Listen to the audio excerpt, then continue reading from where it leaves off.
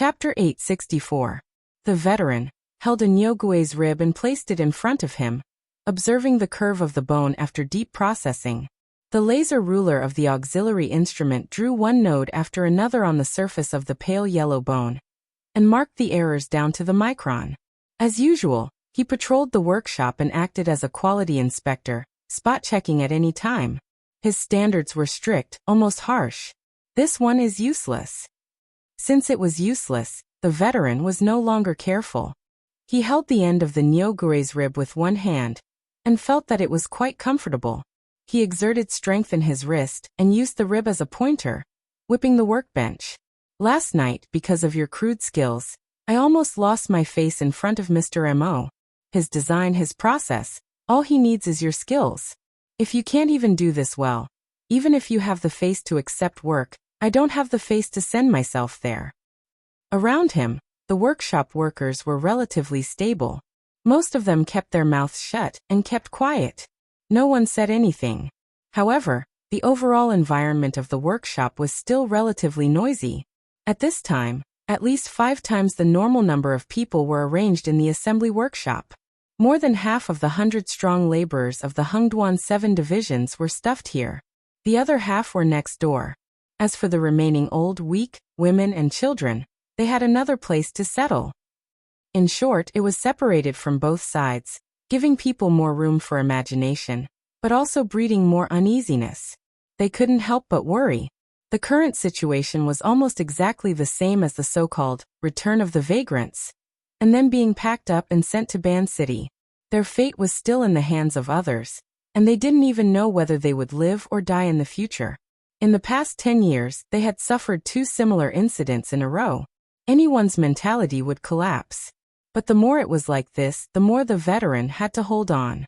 He was the spiritual leader of this group of people. Anyone could panic, but he couldn't. He couldn't let everyone waste their energy in the quagmire of negative emotions. Therefore, he secretly clenched his teeth and put up a front. He put on a posture of not panicking in the face of danger, and everything was under control. He worked hard to let the younger generation around him come into contact with more familiar scenes, and avoid the imagination combination of negative emotions. At present, the effect was limited, but he still had to bite the bullet and do it. He reprimanded his apprentices with vigor. Everyone in this workshop, go back to your workstations. Those who are not involved, move aside. Today, no matter what, 20 sets of rough materials must be delivered to me. You can't even do this kind of rough work. Why should they praise you? Perhaps it was because his words had given them some room for imagination. She just slightly tidied her collar and smiled at the dozens of people in the workshop. In her usual restraint, there was also some bitterness. Then many people shouted at the same time. Director Jiang. Jiang Zhong, why are you here? You're the one who caused all this. You're also locked in here? There were only dozens of people, but they had 2 different tones when they opened their mouths. Some were concerned, some were sarcastic, especially when they heard the different tones of the people next to them. They even glared at each other. The atmosphere in the entire workshop was no longer stagnant, but it was more chaotic than before. Why are you so noisy? Don't you think it's embarrassing enough? The veteran forcefully swung the pointer, forcefully suppressing the crowd, and at the same time, he separated the crowd and went over there. In fact, he was a little surprised. Jiang Zhong, the technical director of the day's processing factory, the leader of Songping Laboratory, and also their closest collaborator during this period of time, appeared in front of him. Looking at his posture, it was clear that he was also locked in here. The situation was worse than they had expected. At this time, the veteran felt something. He turned his head and looked through the observation window on the outer wall of the workshop, just in time to see a few figures appear over there. Among them were Aohira and Rong San, but the most conspicuous one was the drug addict, who had previously ordered the arrest. At this moment, the thoughts in the veteran's mind changed again and again. Finally, he temporarily changed his route, and strode to the observation window. The rib pointer directly hit it, and the glass window buzzed. Aohira and Rong San, the business can't be done, and you still want to use underhanded methods? What are you planning by getting involved with this union's parasite? If it wasn't for the glass window blocking, the rib pointer would have directly hit Aohira and Rong-san's face. In fact, the veteran wanted to hit the drug addict next to him. But he didn't dare, he really didn't dare. Aohira and Rong-san weren't soft-hearted, but at least they were reasonable and operated the factory according to the rules. But the drug addict next to him was willing to do anything. The veteran called him the Union Worm, because he was the vice president of the Ping Trade Market Labor Union. This was the most inconspicuous title among more than 10 big and small titles. Even this didn't bring him a good reputation. The veteran also dared to call him a worm, because of his identity as a union member. His heart was a little nervous.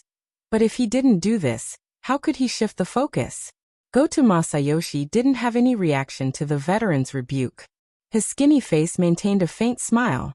He didn't say anything and directly turned around to leave. His temper was unbelievably good.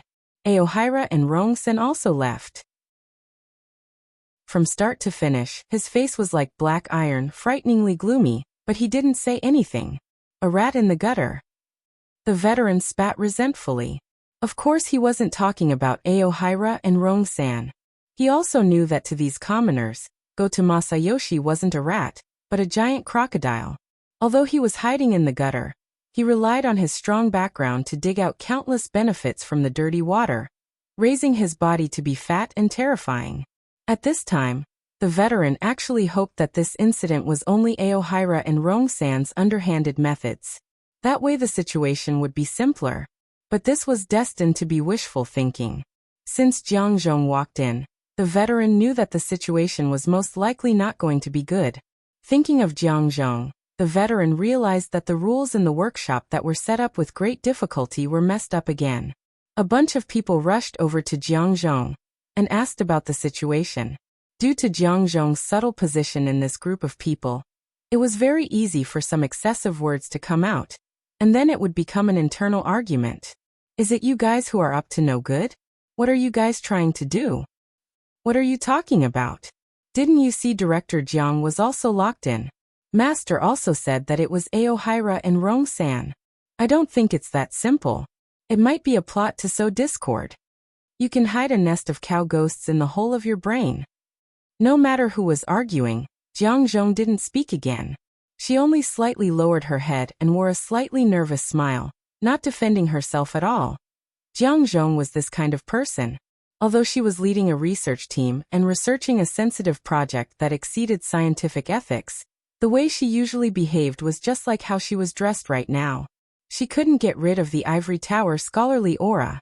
The veteran had communicated with her intermittently for a few years, so he thought that his eyes were not blurry and he understood. Those watching outside temporarily left. The veteran shook the rib whip again and came back to rescue Jiang Zhong.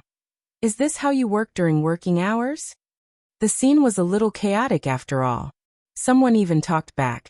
Today is Sunday. Then a series of complaints exploded. Even if there are 3 shifts, I still have a day off today. I didn't brush my teeth or wash my face, and I was carried here. Today is Mother's Day. I don't know where my mother is. Fortunately, the prestige of the veteran was considerable. The people were just saying it to vent the shock brought about by the series of unforeseen events. After the old man waved his whip a few times, the crowd slowly dispersed. Those who should go back to their workstations went back to their workstations, and those who should squat in the corner squatted in the corner. Thank you, Master Shou. Jiang Zhong thanked the veteran for helping her out. The latter wanted to sigh but forcibly held it back. With a cold old face, he signaled Jiang Zhong to go to the supervision post with him. In the end, the hearts of the people were still wavering. Be it the people on the production line, or the miscellaneous people in the corner, their gazes drifted along with them. The veteran suddenly turned his head back, and his fierce gaze finally forced everyone's thoughts back. When they finally reached a relatively quiet place, the veteran could finally sigh and let out the breath he had been holding in his chest. Master Shou. Jiang Zhong wanted to say something, but the veteran stretched out his hand and stopped him. All right, don't mention anything. I just wanted to come here to catch my breath. The veteran might have put on airs in front of a group of juniors, and he also forced himself to hold his breath. It was not easy for him to have a chance to take a breather. After another minute or two of silence, the veteran opened his mouth again and said in a hoarse voice, "They shouldn't have come for us, but we just had to be caught in the crossfire." Jiang Zhong lowered his head and said nothing. Regardless of whether it was the veteran or Jiang Zhong, both of them had some private matters that could not be exposed to the public. If it was possible, they did not want to be exposed under the spotlight. However, regardless of whether it was the small migrating tribe led by the veteran or Jiang Zhong, the technical director, they did not have the ability to struggle out of the whirlpool. They had no choice. What could they do? The veteran could not help but ponder. We are fish in the crossfire. Where is the city gate? Before he could figure out a reason, the small door leading to the observation passage opened again. This time, it was not the weak technical director who came in, but the ruthless, violent people of society. "Shou Xiong, you hidden cultist, come and confront us." And this, Jiang Zhong, his name is strange. He is most likely an accomplice. Take him away too. Before the veteran and Jiang Zhong could react, 7 or 8 people had already rushed forward and surrounded them. They put on nylon ropes and dragged them away. The assembly workshop was in an uproar. At this moment, no one cared about discipline or workstations anymore. Dozens of young and strong laborers rushed forward, and it looked like a fight was about to break out. Not good. At this moment, the veteran's body was being pushed, but the sharp alarm in his head was not at all. This kind of scene was clearly aimed at intensifying the situation. At this moment, although the veteran's body was covered in the middle by the burly, violent people of society, his figure could not be seen, but a hoarse voice rose up. "Rough, 20 sets of rough." Okairu Rongzo took a deep breath. "Mr. Goto, I am introducing the situation to you." Goto Masayoshi raised his hand to cut him off. "I said a hasty answer is not sincere. If you always have this kind of attitude, I can only interpret it as, you are trying to shirk responsibility." Even if Okairu Rongzo was a clay figurine, right now he was also provoked. His majestic body leaned forward. "Mr. Goto, what on earth did you see? Can you interpret it as you first chose the frame, and then let me fill in something inside? Please pay attention." Compared to Okairu Rongzo, who was twice as big as him, Goto Masayoshi's expression didn't change. He only raised his hand again, and this time he extended his index and middle finger, turned his wrist and pointed at his eyes. "Mr. Okairu, you cannot trust me, but you have to trust my eyes." Goto Masayoshi's eyes were probably the most prominent part of his thin face. They were a bit bigger than normal people, especially on his face that was so thin it was out of shape, bulging and protruding. Even if he kept his eyelids half closed, the details of the movements of his eyeballs in his eye sockets could be clearly seen. Right now, the dim yellow pupils under his half-covered eyelids were turning. At first glance dim, but in the deepest depths, there was a dark red light. It was like the sunset at dusk, separating the horizon from the night sky. At some point, Okairu Rongzo actually felt a bit dizzy. He subconsciously averted his gaze, unwilling to meet it. Goto Masayoshi's voice pierced his ears. "Remember, it won't make a mistake. The only one who will be wrong is you." Chapter 865. In the end, Old Hand and Jiang Zhong were taken away by Goto Yashitomo. Okuhiri Rongzo couldn't get away either. He was sitting in a car right now. Then Goto Yashitomo and his group went to the passenger terminal. Aside from sitting in his own car, there seemed to be no difference between him and Old Hand. "President, I'm very sorry." Okuhiri Rongzo finally dialed the number. He was already prepared to bear the wrath of Matsudaira Yoshio. Okuhiri Rongzo believed that this was the correct judgment. This involved the current background of Osaka City. If he forcefully stood out at this time, it would only bring about a calamity, whether it was for himself or for the Great Zei Order. According to Goto Masayoshi's words, the Soul Cult has already been determined to be an illegal cult, and Veteran is an important contact for the Soul Cult in Ban City. And recently, Veteran has already formed an economic relationship with Jiang Zhong, cooperating to purchase the shares of a processing factory. He believes that under the premise that we clearly have a better way to make money, discussing the purchase with Veteran is suspicious of us transferring benefits. Moreover, There are so-called upper echelons of the Blood Flame Order involved in this. The Blood Flame Order is a greater suspect in the assassination of the Soul Order in Xia City. They may also be in cahoots with the Soul Order. Therefore, he wants us to confront Mr. Mo and the others of the Blood Flame Order. He even wants us to go to a location on the lake that is suspected to be a stronghold of the Soul Order. Strangely, Matsudaira Yoshio didn't get angry. He faced the troubles of the processing plant and the encounter of his close friend Jiang Zhong with inconceivable calmness. It sounded like he was more interested in Goto Yashitomo. Is that so? It seems that the clues are complete. Even if his reasoning is arbitrary, it has basically achieved a closed loop. He finally found an opportunity to binge. What does the president mean? He's coming for us. While carrying out the mission, he's filling his stomach. Matsudaira Yoshio was so calm that it seemed like he was talking about other people's business. If he's going to be used as a vicious dog, his stomach needs to be hungry. If he's going to be used as a knife, he needs to be sharpened before the battle. This way, his bite will be deeper and the knife will be more ruthless. He's starving right now. If he doesn't find food, how can he prop up his skin and bones? Aohei Rong-san could more or less understand Matsudaira Yoshio's meaning. But compared to Goto Yoshio's usual methods and behavior, other than the appearance of a drug addict, there was no connection between him and hunger and torture. Suppressing the doubts in his heart, Okurin Rong-san voiced out his greatest worry. If that's the case, the possibility of today's matter being reduced to a small matter doesn't exist. Unless he can find a fatter bone. Aohei Rong-san's heart sank. He more or less understood Matsudaira Yoshio's deduction. Due to the escape of the deity of the main priest, the Great Zei cult could be considered as a toothless tiger.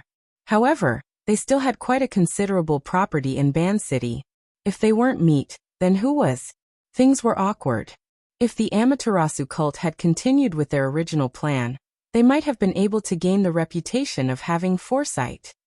But as time went by, the Amaterasu cult seemed to have completely forgotten their big plan, and their situation in Ban City became more and more difficult. During this period of time, more than one new and old force had shown malice towards them. Goto Yoshio was the biggest threat among them, and also the most evil one. It was not impossible to take over the Great Zei cult's main property in one fell swoop by the Amaterasu cult. At present, they had unknowingly walked to the edge of the cliff. Aohei Rong-san took a deep breath. President, how should we deal with it? From a practical point of view, the cult has little chance in Ban City. Even at this time, Matsudaira Yoshio's tone was still calm, almost like a pure objective analyst. The foundation of the cult has been scattered, revealing a gap. There is no reason for others to hold back, and even I will make a move. Just for Goto Yoshio alone, there are still some variables. Because even if he is a vicious dog before gnawing on a meat bone, he still has to listen to his master's words, bare his teeth. Maybe he will get a kick? While Aohei Rong-san was stunned, the speed of the car he was in slowed down. The motorcade pulled out by Goto Yoshio had already successively left the high-speed magnetic rail, entered the passenger terminal of the Ping Trade Market, and then stopped. Unable to communicate with Matsudaira Yoshio anymore, Aohei Rong-san hurriedly hung up the phone, adjusted his breathing, and opened the door to get out of the car. The car was parked by the shore of the lake. It was cloudy today, but the sunlight that shone through the gaps between the clouds still had the effect of heating up and causing dizziness. In such an environment, Aohei Rong-san felt very uncomfortable. Before him, Goto Yoshio had already gotten out of the car in front, looking at the high-class yacht berth on the pier. The pier was bustling with people coming and going, but over there, the density of the people was still 2 or 3 levels higher. The area where the yacht berth was had already become a typical scene of confrontation. On the shore, a group of people gathered. All of them were strong and well-built, dressed in black suits, and in the middle were a few people dressed in standard combat uniforms, but they did not look like good people. In the sky, there were drones buzzing. On the lake near the shore, there were 3 to 5 speedboats, roaring back and forth. Sea, land, and air attacked, and the center of focus was the yacht on the shore.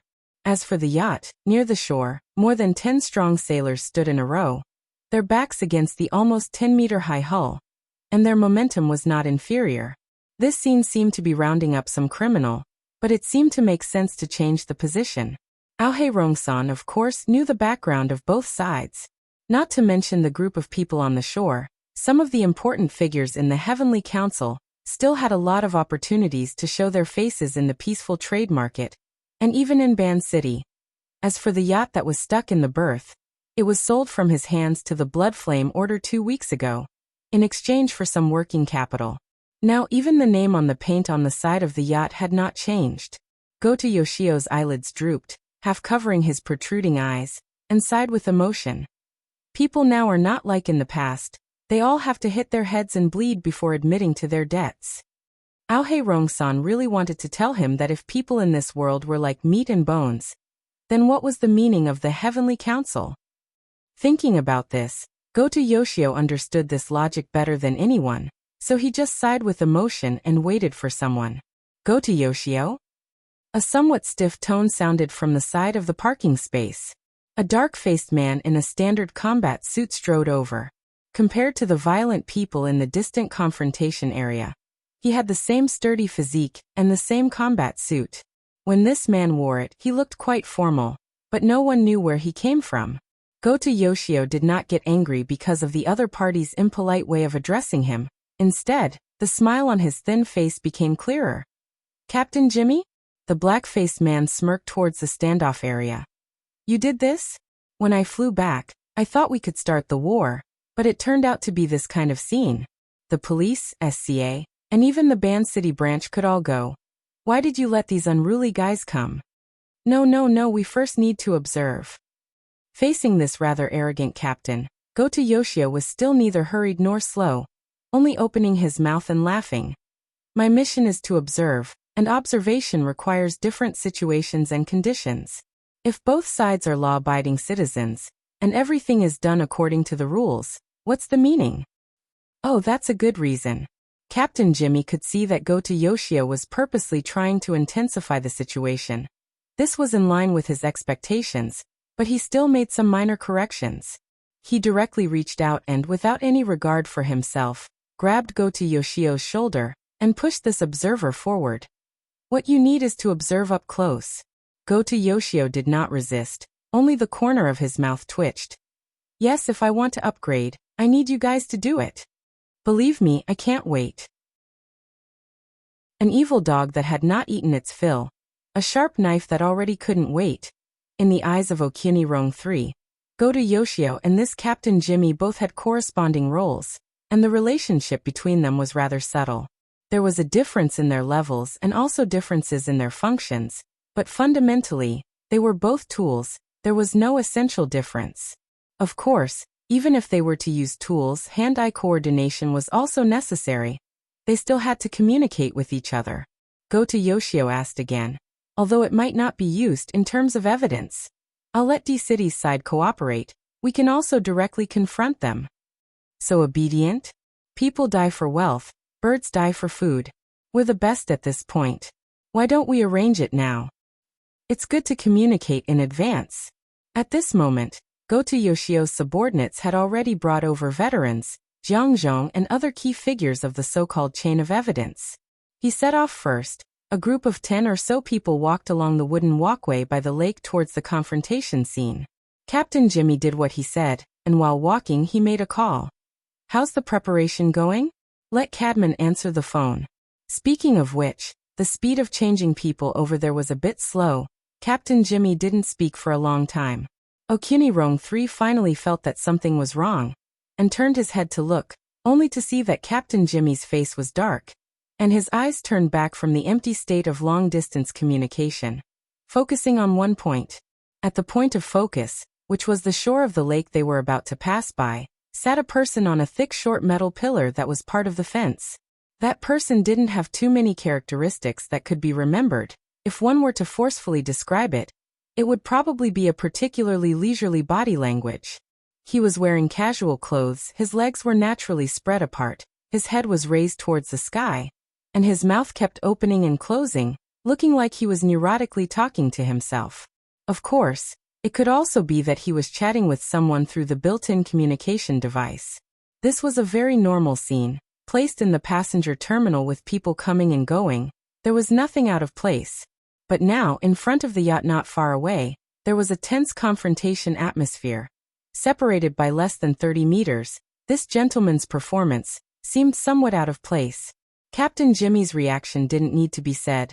The moment he saw this person, Okunirong III was somewhat unable to lift his feet. Goto Yoshio, who was beside him, even slowed down his steps earlier than him. The dim yellow eyeballs in the eye sockets had a clear shift, bringing along that withered head, completing a shift of attention.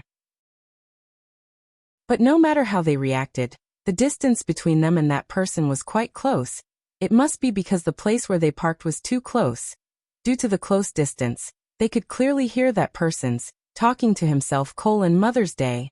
That's right, big sis, you're so smart, I definitely won't get involved. You're smart, but I'm not stupid, we've never done this kind of foreign festival. Most likely someone leaked the information, so you came over to denounce us. Heh, you finally enjoyed a few days of peace, just obediently go into seclusion.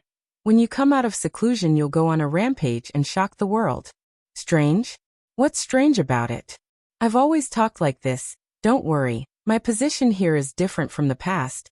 Naturally there will be people to serve me. It's more comfortable than at home. Yes, I won't get carried away and purposely cause trouble for my family. If it's your turn to deal with matters, this world is more or less a step away from destruction. Haha, just a joke, just a joke. That man used a normal speed to chat and laugh, but it made Goto Yoshio's group unconsciously slow down their steps. In the end they were still unable to maintain their natural posture. One after another they stopped, standing at a position approximately 7 to 8 steps away from the man, staring over there without looking away. About 20 seconds later, that man finally ended the chat, smiling as he hung up the communication. And also at this time he seemed to have finally discovered the abnormal attention over here. Slightly turning his face, he also cast his gaze over, meeting face to face with this side.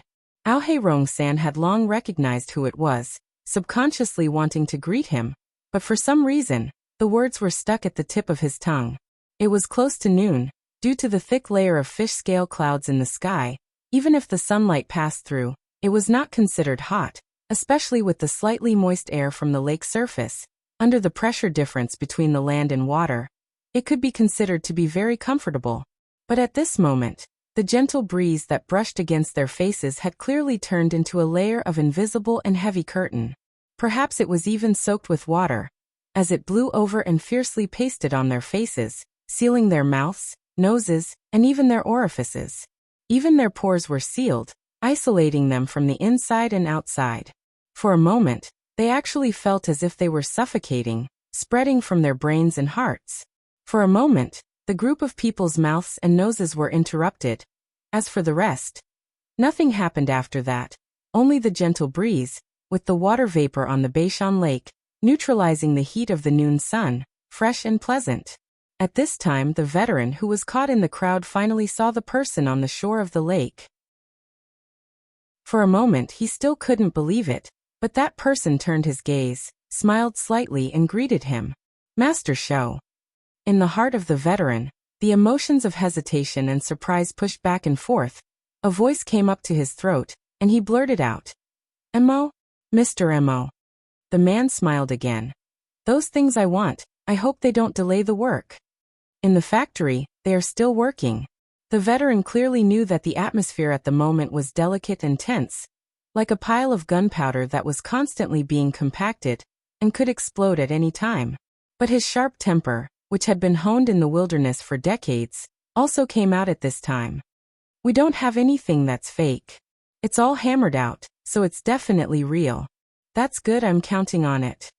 Chatting with the veteran, as if there was no one else around, under the gaze of many people, Mr. Mo's gaze again turned to Jiang Zhong in the crowd, stopped for a few seconds, then lowered his head again, and beat his thigh, as if to get rid of the invisible fatigue. Also at this time, there was a sudden commotion at the confrontation scene not far away. Over there, the densely packed group of violent people suddenly opened a gap, as if someone came out. But in the end, what passed through the gap of the crowd was only an empty electric wheelchair. From the analysis of the gradually approaching noise, The electric motor of the wheelchair seemed to be not working. Only God knows where it came from. Along the way, the aggressive members of the Heavenly Council looked at this thing pass by like idiots, and not a single one of them reached out to stop it. A few seconds later, the electric wheelchair that had already lost half of its functions obediently stopped next to Mr. M.O. The latter slowly stood up, leisurely moved up, and then adjusted his sitting position before letting out a long breath. His gaze moved to Goto Masayoshi's face, and met with his dim yellow pupils. The swelling of Goto Masayoshi's eyeballs was even more obvious. The pupils did not move, but there were layers of dark light, intersecting and blending in the depths. Mr. M.O. blinked and praised. "Your eyes are not bad. I feel that they are even better than mine." That tone of voice was like meeting an acquaintance on the road, asking where he bought the sharp goods on him, and how much it cost. And also while speaking, in front of Mr. Mo's left eye, a monocle appeared out of thin air, floating in front of the eye socket, reflecting the sunlight, covering half of the pupil's color. Chapter 866. When Mr. M.O. started to greet his acquaintances, Captain Jimmy moved back, and let Goto Masayoshi stand at the forefront. He himself issued a series of orders through the deep blue platform. Over at Ban City, a few orders were quickly executed, but the communication that had been made thousands of kilometers away still hadn't reached the most important person. Captain Jimmy was a little annoyed. "You're still giving the witness lunchtime?" Over at T-City, Hood, who was also a captain, laughed. "Sorry, he's a greedy hyena. Once he smells blood and flesh, he always wants to take a few more bites. This is his old nest, and he always forms groups. How annoying. Now that the negotiation of the agreement is coming to an end, we want to wait for him to sign before connecting the call to prevent new situations." "Sign, huh? Do we need to find a lawyer for him?" "Prepare yourself, and there are two of them. The other ability user associations and veterans associations have about a squad of witnesses. You said you wanted to make it an ironclad case." Jimmy was speechless. He admitted that he had originally set up this line to cause trouble for the nominal supervisor, by Sinyan, so he had taken a more righteous path. But now the situation had changed. "Listen, Hood, don't talk nonsense now. I just want to know how long it will take to sign. Be more precise." "Oh, let me calculate. Probably soon?" "If he talks as much nonsense as you when testifying, I swear I'll slit his throat." I can do it for you. I've had enough of him these few days anyway." The two captains reached an agreement from thousands of kilometers away. Captain Jimmy then passed the information to Goto Masayoshi through the preset channel.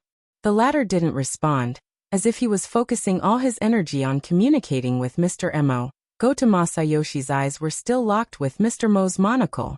The thin skin on his skeletal face trembled slightly as he maintained his chatting posture. "Your monocle is also not bad. It's formed directly from water molecules, right? As far as I know, the only thing in the world that can directly form molecular structures is the dripping sword. To be precise, it's the condensation ring. The secret skill that Her Majesty Empress Wu released in the headquarters RT-8313 Mission Attachment 2 is indeed the dripping sword. But there are 6 basic structures hidden in it. The only one that truly has the effect of mobilizing water molecules is the condensation ring, which is also the most valuable one." The topic suddenly changed. Regarding this, the different observers at the northern mountain lake, and even further away, all had their own judgments. "Mr. M.O.? The inner world has never heard of any Mr. M.O. On the private airship, an efficient monitoring system was transmitting the situation of the lakeside to them at the same time. There were only a few spectators, but they were all very important. After returning to Osaka, the sickly Tamagawa Aishuk unconsciously straightened his back. He was very interested in this character. Of course, part of the reason he had suddenly roused his spirits was that the Pope had already cut off communications, and had not yet suppressed him. The condensation ring, Mr. M.O. The connection between these two isn't clear. He looks like a good teacher. Tamagawa Aishuk stared at the monitor screen, watching the two people discussing the condensation ring. The more he listened, the weirder he felt.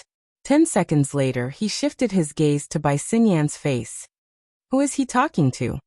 Bai Xinyan sat on the armrest of the sofa and tilted her head to look at the private projection area. It was showing a conference room in T-City, thousands of kilometers away. She and Tamagawa Aishuk were looking in a completely different direction, so it took her 5 seconds to respond. Go to Yoshi, to a certain extent. That should be the right way to put it. I'm talking about just now. That old man, you have information on him. Shoshyong nicknamed Old Hand. The one he was talking to himself. Tamagawa Aishuk's face turned green, and his voice became sharper. Bai Xinyan spread out her hands. How can I guess that? Tamagawa Aishuk quickly controlled his emotions. His eyes became sharper, and there was even suspicion in them. Don't you have any ideas? You can tell me if you have any ideas. Bai Xinyan pushed the question back. Tamagawa Aishuk stared at Bai Xinyan. He cracked a smile, but his teeth were still clenched. There are only 2 ideas. One is to find a woman who is qualified to be his sister, in the blood flame order according to the character setting of this Mr. M.O. Aha! Bai Xinyan responded casually, but her gaze was still on the private projection area. In the conference room in T-City, the 2 rows of negotiators had already started shaking hands, as if they were having a formal business negotiation. Actually, there was no difference. Tamagawa Aishuk's face turned red again, and he unconsciously raised his voice.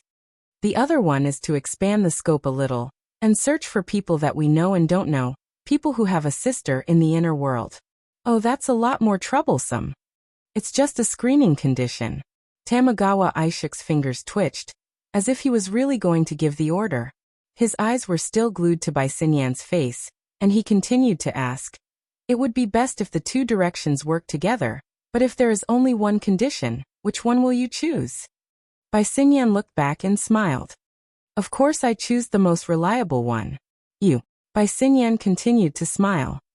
Right now, we can't avoid making guesses, but our guesses are all inconclusive. Why don't we continue looking? As she spoke, she moved her hand, and the private projection area was placed in the main projection area of the room, side by side with the surveillance footage of the North Mountain Lake. Look, although the 2 sides are still minding their own business at the moment, at a deeper level, there are already undercurrents flowing, and we're just waiting to break that information barrier. Aren't you curious about what will happen then? Tamagawa Aishuk was very annoyed by Bai Xinyan's beating around the bush. What's the point of finding a witness to identify him? Whether the identity of Mr. M.O. is real or not, whether his relationship with the blood flame order is shallow or deep, who cares? Even if the connection at T-City is successful, and the identification is successful, do you really expect him to just stand there and let us capture him? Instead of playing this kind of detective game, why don't you let your team of subordinates directly take action, and go to Masayoshi will be able to see more things.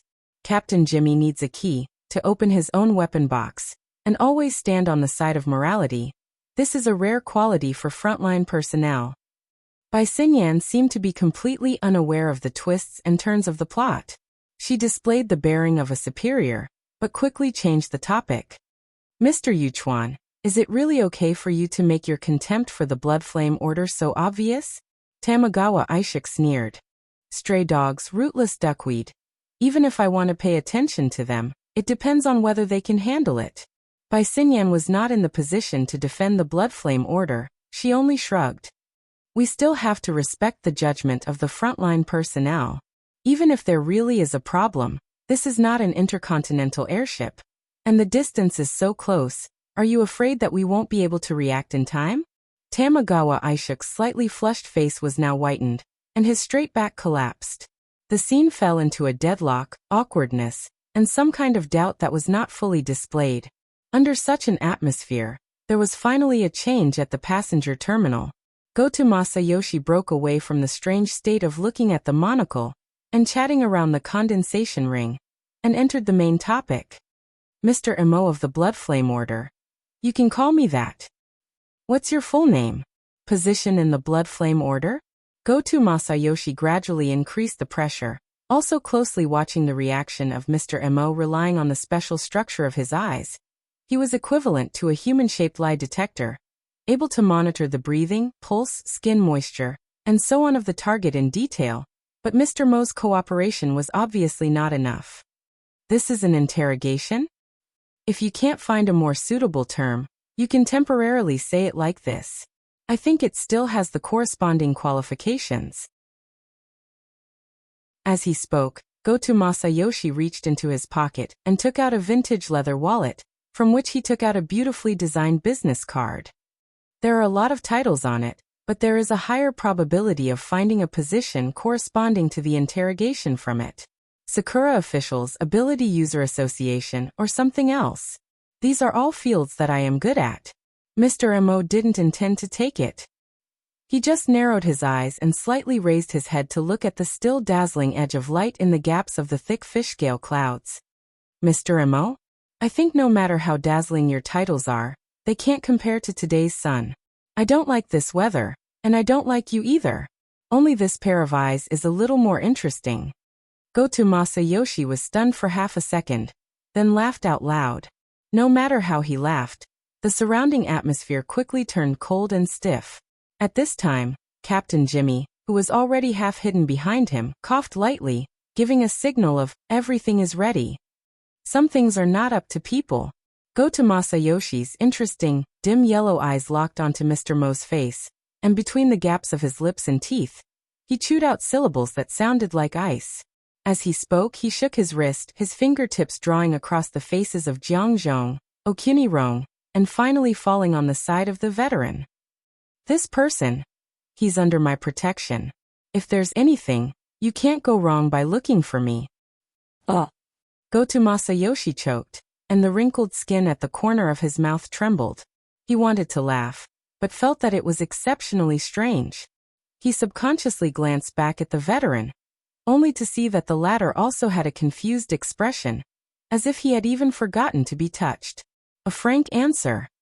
Although it was somewhat unexpected, Goto Masayoshi still quickly calmed himself down. His dim yellow eyeballs slightly shifted in his eye sockets, focusing on Mr. Mo's face again. Then, you're admitting your connection with the Soul Cult? Mr. Mo sighed. So you admit that the Blood Flame Order and the Soul Order are colluding? Damn you. This is the most despicable slander. A shout suddenly sounded on the dock. A thick Western accent, as well as the environmental sound that seemed to be slamming the table, seemed out of place in the lakeside dock. On the dock, most of the people were shocked by this voice. Shifting their gazes towards the direction of the voice, what they saw was a rippling halo. This was the projection area. In order to have a good effect on a sunny day, they had even done some processing, so that the colors of the people and the background inside were more or less distorted, but the clarity was still above the standard. Everyone could tell that what was shown in the projection area was a conference room. There were about 10 people inside, divided into two groups, sitting face to face across the long table. There were all kinds of hair colors, eye colors, skin colors, and all kinds of skin. Their body language was uniformly relaxed. There was only one person who had just stood up from the main seat of the conference table. His expression was sullen, and he even waved his arm, to the point that the corner of his suit was lifted. It felt like he was walking with the wind as he walked towards the direction of the camera. Hasty judgment, ridiculous accusation. You guys made a long-distance connection just to let me see this? The angry man's camera sense was very good. The position where he stopped at was just right, giving the audience here a sense of oppression, but also not causing his face and figure to change. Speaking of which, he had a great figure. Wearing a casual suit, matching with his deep and upright face, as well as his slightly slovenly brown beard, he had the air of a celebrity, a person who could easily leave a deep impression on others. Being scolded by such a person, Goto Masayoshi's tolerance seemed to have increased. His expression didn't change at all, his gaze still fixed on Mr. Mo's face, not even blinking. On the other hand, Mr. Mo was a little curious about the newly appeared projection character. Shifting his gaze, he turned around in the projection area, and also made eye contact with the angry man opposite him. The angry man made an immediate reaction. His body slightly leaned forward, further increasing the pressure. The reputation of the Blood Flame Order cannot be controlled by some shameful smelly bug. Who are you? Mr. Mo asked curiously. What? The other side was obviously stunned for a moment. The instantaneous reaction caused many cracks to appear on his angry expression, which was then drowned by a smile caused by absurdity. You don't know me? Mr. Mo leaned back on his wheelchair, slightly tilting his head and curling his lips. His posture was actually a little childlike naivety. Even if he didn't say anything, he didn't hide his true thoughts at all. Should I know you? The angry man completely broke down. He laughed out loud, half turning around, his right hand hitting his chest, displaying an inconceivable emotion to the others in the conference room. See, he said he doesn't know me. At least half of the people in the conference room laughed out loud, while the other half didn't know whether to laugh or cry as if they were watching a ridiculous play. Gathering the cognitive resonance of the entire conference room, the angry man turned around again, his deep eye sockets and grayish-green pupils filled with a joyful emotion. I don't know how to address you. But there's one thing, since you don't know me, then in the blood flame order. Cadman, don't be rude. A sharp voice cut across, forcefully interrupting the speech over there.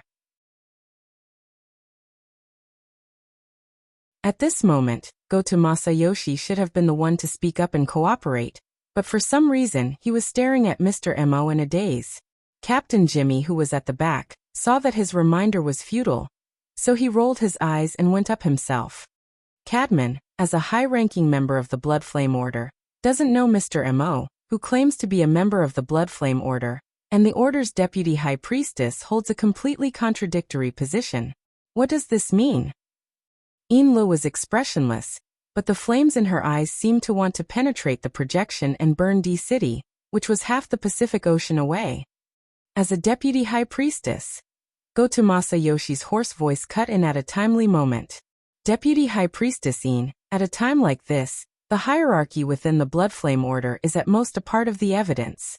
It's definitely not suitable as a tool to refute the evidence. Speaking of which, Mr. Cadman has already voluntarily signed the relevant witness agreement, and the legal department, along with the D-City Ability User Association, the Veterans Association, the Mercenary Service Club, and other experienced third parties have done the notarization. In terms of the priority of legally admissible evidence, Mr. Cadman has already surpassed you. It complements his status as a high-ranking member of the Blood Flame Order. This was a premeditated encirclement. Inlu felt even worse.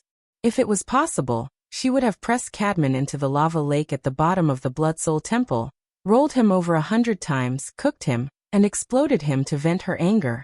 But now, the space of thousands of miles had erased all possible weapons, leaving only the least lethal words.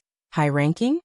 Mr. Mo's low voice sounded like he was talking to himself, but it also carried a tone of doubt. Captain Jimmy defended his statement first. There are only 9 members of the Order's Council in the entire Blood Flame Order. Of course, they're the high-ranking members. Cadman cooperatively bowed, and revealed a reserved smile. At the dock, Mr. Mo shook his head slightly. My energy is limited, so I'm not too clear about the Blood Flame Order's current governance structure. I only know that the Order has 127 fanatics and 1540 devout believers, and 127,000 shallow believers. You're not one of them.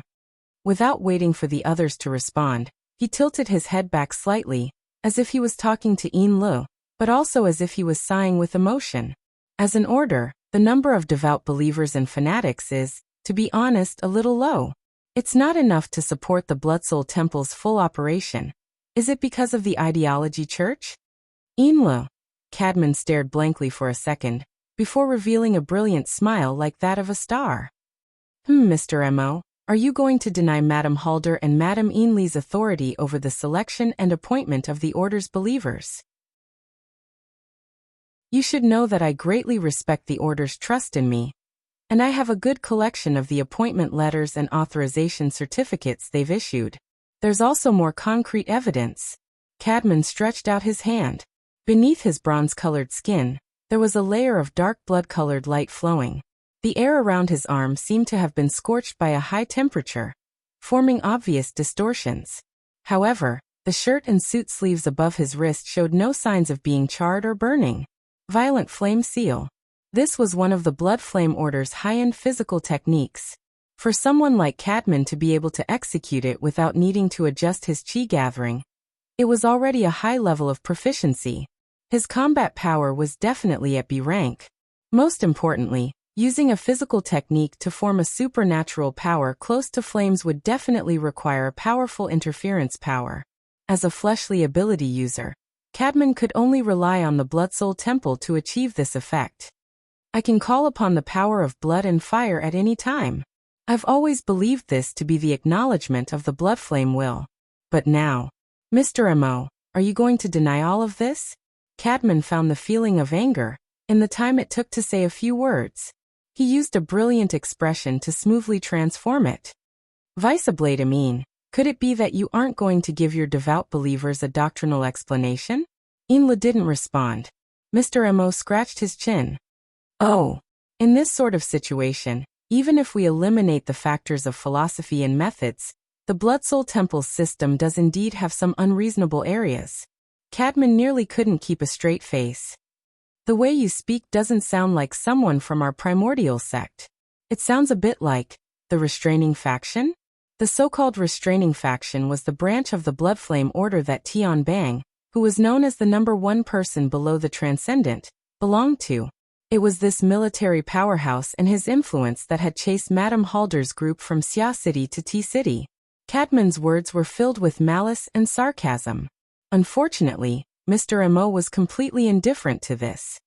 The doctrines of the Blood Flame Order are actually quite mediocre. It's better to refer to the real thing and study it seriously. It's not too convenient for me to go over right now. How about you come over? Someone in the conference room of T-City let out a muffled laugh. The situation was slipping to an even more absurd level. Cadman spread his hands.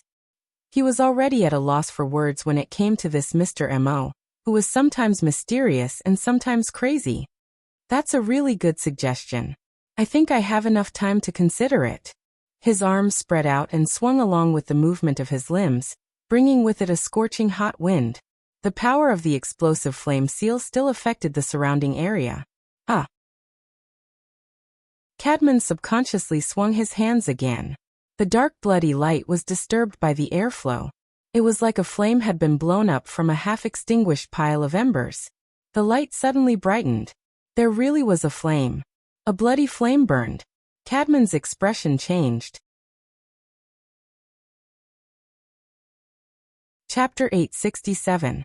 The others in the conference room could not see Cadman's face. Most of them were still immersed in the joyous atmosphere caused by the absurdity.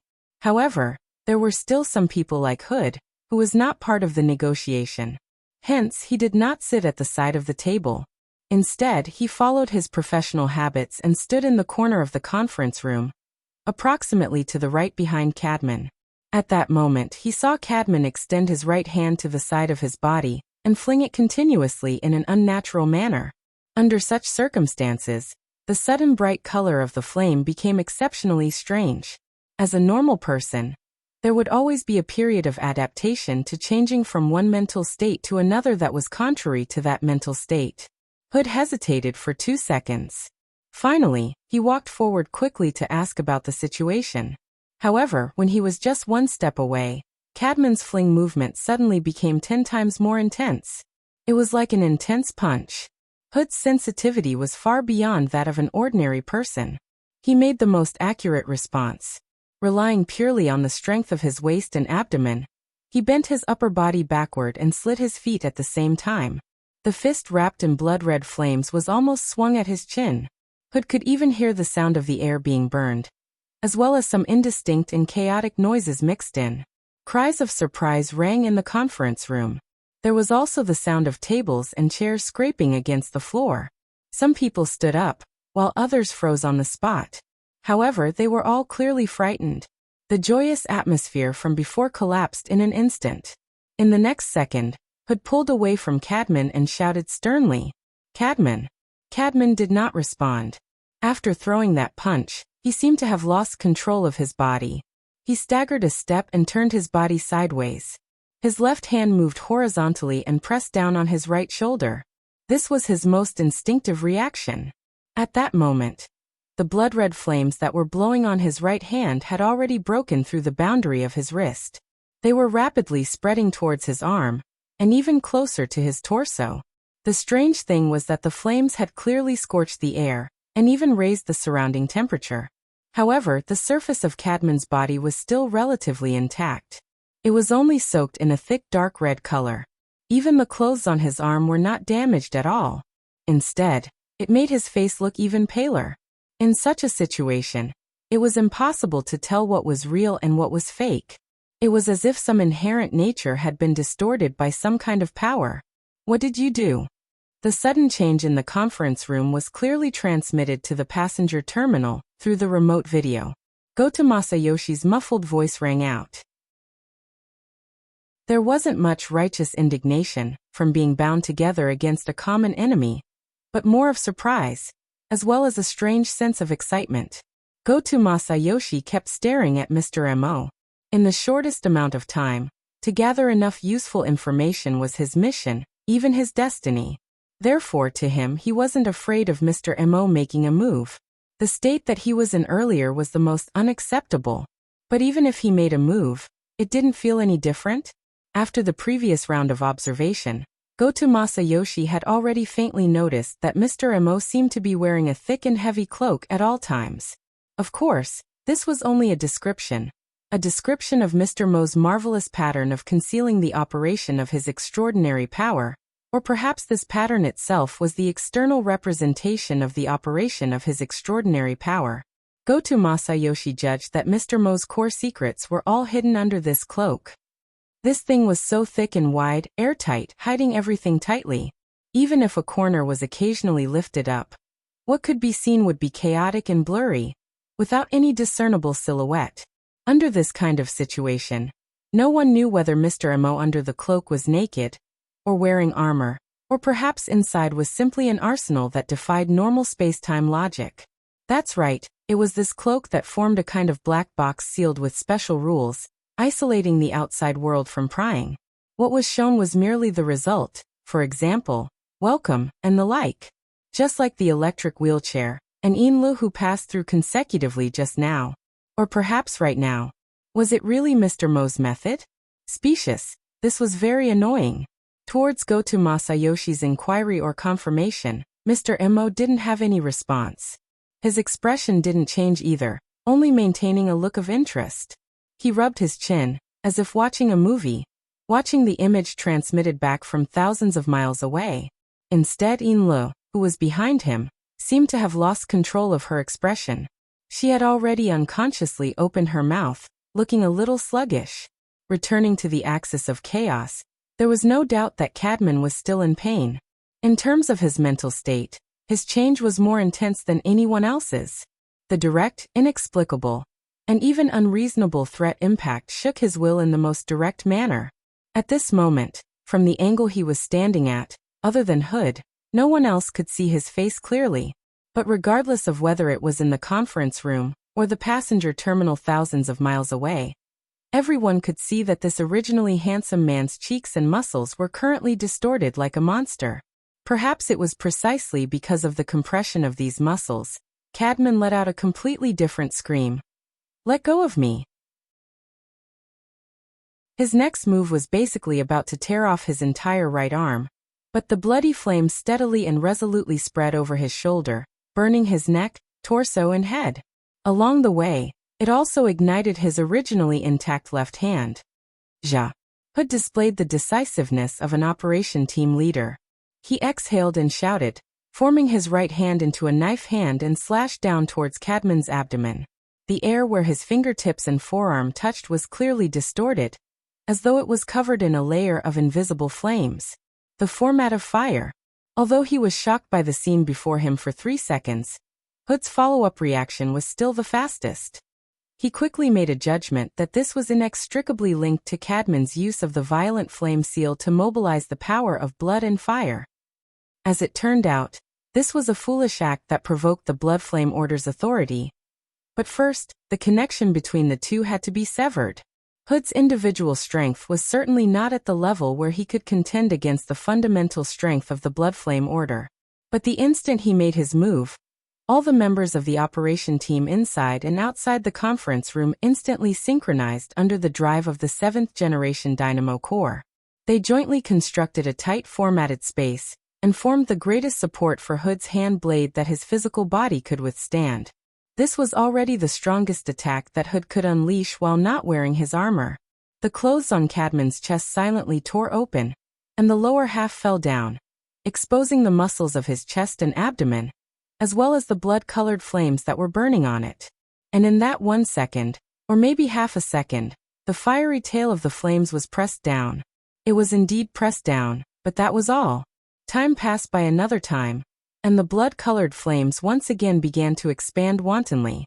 The format of fire, which was known to be able to format all extraordinary powers in the world, didn't play its intended role. Hood felt as though his knife hand had cut into a layer of thick cloth that was soaked in water.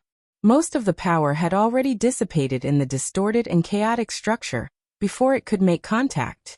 Cadman screamed once more. Completely at a loss, he instinctively flung his left hand that had just come into contact with the flames. He wanted to fling the flames away, but it was all in vain. The speed at which the blood-colored flames spread wasn't particularly fast, but as long as they came into contact with it, they wouldn't be extinguished. At that moment, Cadman's entire upper body had already been completely covered by the blood-colored flames, including his entire head. The corners of his eyes had already burst open. What splashed out wasn't blood, but like the residue of burning plastic.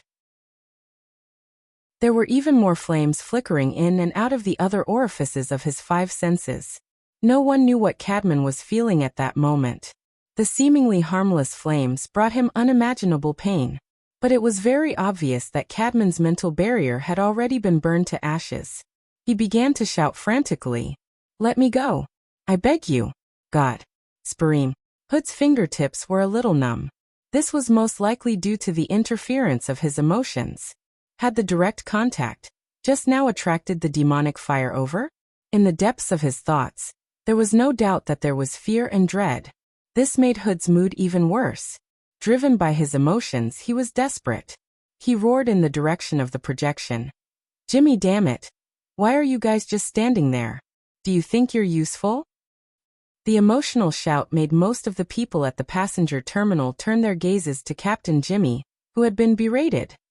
In the blink of an eye, he became the center of attention, but Captain Jimmy's reaction was unexpected. He didn't speak. He didn't communicate. He didn't act against Mr. M.O., who was just inches away from him, as Hood had hoped.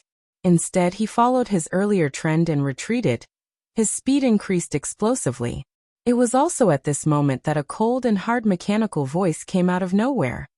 "Warning, your actions have already constituted a first-degree intentional murder using extraordinary power. Please immediately stop and deal with it harmlessly. Otherwise, we will take action." The sudden and strange warning caused everyone to be somewhat distracted. And at this moment, Captain Jimmy had already swept past Gota Masayoshi and the veteran from the back. He used their bodies as cover to increase the distance between him and Mr. M.O. Then he crashed heavily into the front section of a parked flying car. The clack of the mechanical parts disassembling and reattaching did not stop. The outer shell of the crashed car seemed to come alive. It transformed into a set of metal components and gathered around Captain Jimmy's body. It instantly formed a set of exoskeleton armor, arming him to the teeth. Captain Jimmy looked like he was coming over empty-handed. In fact, he had his deep blue walker exoskeleton follow him in a stealthy state. It could be upgraded to its strongest state at any time, even before Captain Jimmy's transformation. The moment Captain Jimmy began to retreat and the mechanical voice sounded its warning, there was a bang from the surface of the lake near the shore. 2 water pillars exploded and 2 fully armed deep blue walkers leapt out of the water's surface. Because their synchronization rate was too high, the 2 splashing sounds seemed to merge into one. The ice storm machine cannon in their hands had long since locked onto Mr. M.O. in the wheelchair, and began to preheat and idle. The special physical ammunition built inside was specially designed to deal with the powerful interference power of spiritual-type ability users. It sprayed out in a form similar to a metal storm. Coupled with the support of the formatting domain, It could instantly tear apart a B-rank spiritual type ability user. After the preheating was complete, Captain Jimmy was fully armed. The automatic mechanical sound also came to an end. Captain Jimmy had no intention of playing it again. He directly issued an attack order through the 7th generation Dynamo Core, and the Apocalypse Array it was linked to. This was the mission he had to complete as the high-level thug of the Amaterasu Order. As for the cause and effect, as well as the meaning behind it, none of it was within the scope of his consideration. The only extra thing he had to do was to give himself a layer of insurance. It was at this moment that Captain Jimmy once again felt a stuffy and astringent feeling assaulting his face. It felt somewhat familiar, just like when he had bumped into Mr. Mo today. It felt like a thick wet cloth had been thrown over his nose and mouth. Wait a minute. He was already under the protection of the Deep Blue Walker exoskeleton. In the next second, a violent shock attacked him. The Apocalypse Array system operating at high speed indicated that the automatic defense function of the sound wave weapon had been activated. It also automatically judged and simultaneously activated the infrasonic wave defense structure. If necessary, it could be activated at the first instance.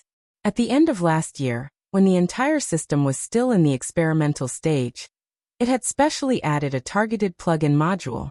For a moment, Captain Jimmy thought that this slightly redundant module was about to be used, but reality proved that he was thinking too much. But on a certain level, his imagination was far from enough. At this moment, the passenger terminal at the shore of Northern Mountain Lake had indeed been attacked by a terrifying noise. The explosive sound wave shock was like a passing storm, engulfing the 100 or so people on the passenger terminal in one go. At this moment, 99% of the people showed signs of either high or low levels of mental confusion. But the Deep Blue Walker defense was effective, and the two powerful attackers weren't affected at all. The Ice Storm gun barrel had already begun to spit out ammunition. But right in front of the gun barrel that was rotating at high speed, two flesh and blood creations that resembled giant palms inexplicably appeared. One on each side, extremely symmetrical.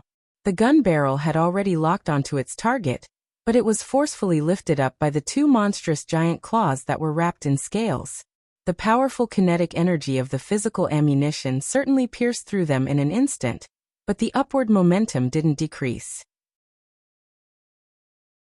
Flesh and scales splattered everywhere, and the follow-up ammunition had long since flown off to who knew where. The well-trained powerful attackers wanted to make adjustments at the first instance, but the turbulence in the void rushed back and forth.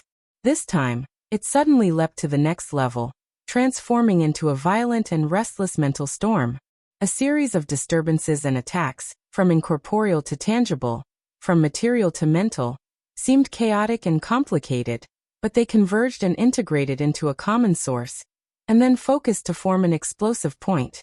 The lake water that struck the breakwater exploded with a rumble, and a considerable portion of it evaporated into water vapor in midair. The blood-colored flames cut it into fragments until it completely evaporated. It was in this space where water, light, and fire interweaved that a malevolent creature whose entire body was dark red like blood appeared with a roar. It seemed to have rushed up from the bottom of the lake, but its specific trajectory was indistinct. Following the appearance of the vicious creature, the impact of the single-point explosion increased explosively by more than 10 times. Even Captain Jimmy's mind sank a little. The two powerful attackers who had received the direct impact of the mental storm were in a much worse state. A suffocating gap allowed the pair of giant palms that were already badly mangled to fiercely slap the exoskeleton armor, sending them flying away at the same time.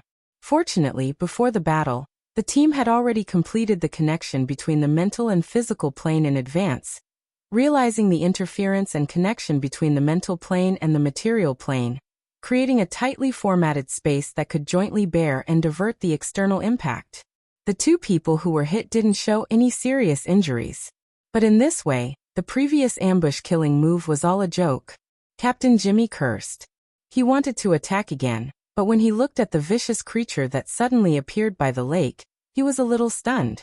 The vicious creature was huge, with long arms and a tortoise's back, almost in the shape of an ape.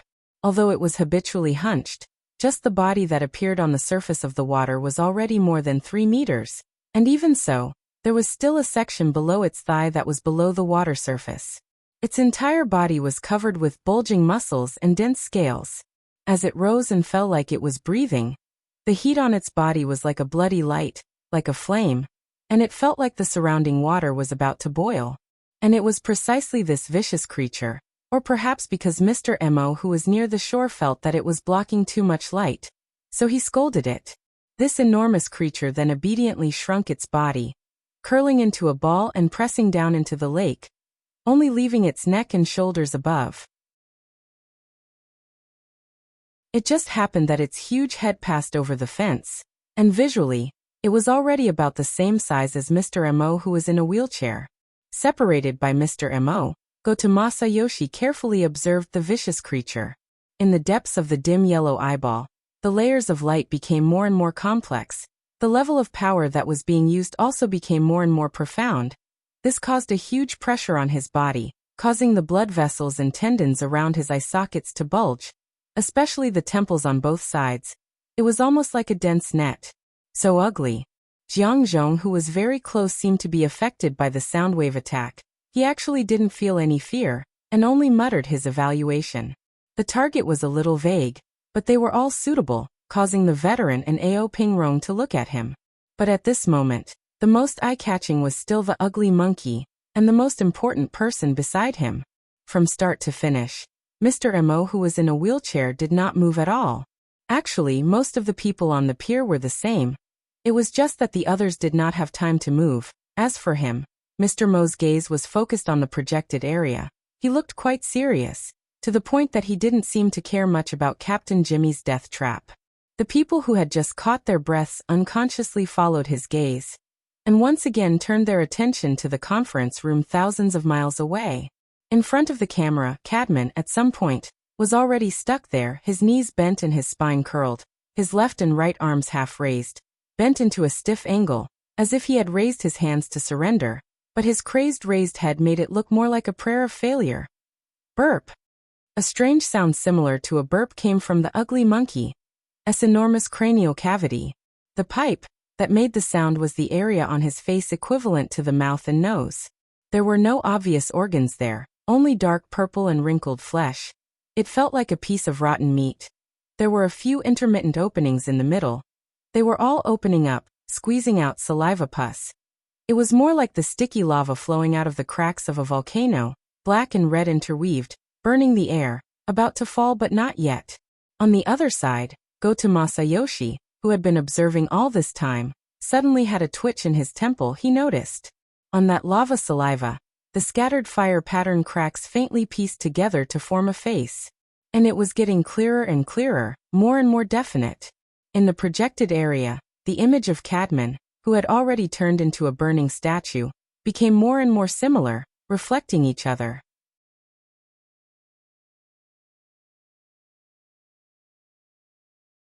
Chapter 868. It was indeed Cadman. While the two groups of people were separated by thousands of kilometers, most of them could only rely on the visual similarity, as well as the logical reasoning of the situation. Goto Masayoshi had already used his special ability to find conclusive evidence. Although from the perspective of mutual interference, the outline of the human figure in the lava saliva had already been changed beyond recognition by the violent aura of the ugly monkey. But as long as one could grasp the most essential core inside, and then follow the cause and effect to push back, one could basically complete the restoration. That guy Cadman had a physical body, so he was originally unable to achieve the effect of in spirit leaving body. But Mr. Mo had also considered this point, and used the lava saliva to create a temporary container, which could also be called a cage, to absorb his soul body over, and also achieved a rather complete reflection. If Cadman didn't mind, it wouldn't be a problem to use that saliva as a body. Goto Masayoshi saw through some things, but the price he had to pay was severe physical discomfort. His eye sockets were burning hot, the dim yellow eyeball was slightly pulsating, bringing up the eyelids and the surrounding blood network, forcing them to increase the speed of blood supply in order to offset the loss of special vision. Goto Masayoshi was really having a hard time. The miraculous actions of the eyeball had already exceeded the upper limit of his consciousness control. What was worth rejoicing was that this effort had obtained corresponding results. And he had also discovered even more. In Goto Masayoshi's eyes, the current projection area was like a demonic mirror. It only reflected the most important part, and then made absurd distortions to all other elements. On both sides of this mirror, no matter whether it was the two parties in the T-City conference room who were closely related to Cadman, or the heavenly people, who were purely there to support, in a sense, had already unified and mutated into a kind of low-level existence. The number of these people, and the difference in their appearance, seemed to no longer have any practical meaning. If one had to forcefully come up with a meaning, it would probably be equivalent to raw materials. People could not believe in the correlation between both sides of the mirror. But this mirror was simultaneously reflecting the panic and fear in their hearts, and it was vividly and vividly displayed.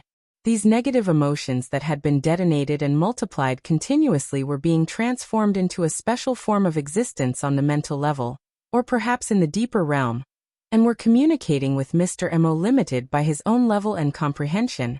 Goto Masayoshi was unable to understand too much. He could only make a superficial description.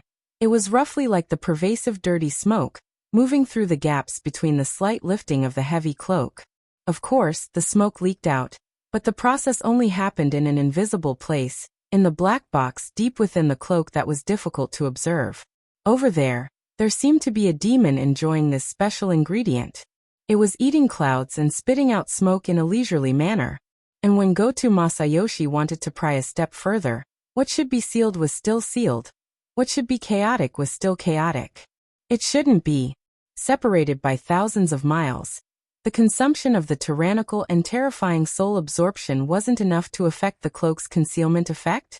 Or could it be that Mr. Mo's level of control over the Blood Flame Order's fundamental power, as well as the corresponding techniques, allowed him to ignore the obstruction of spacetime and casually manipulate a high-ranking member of the Order like Cadman?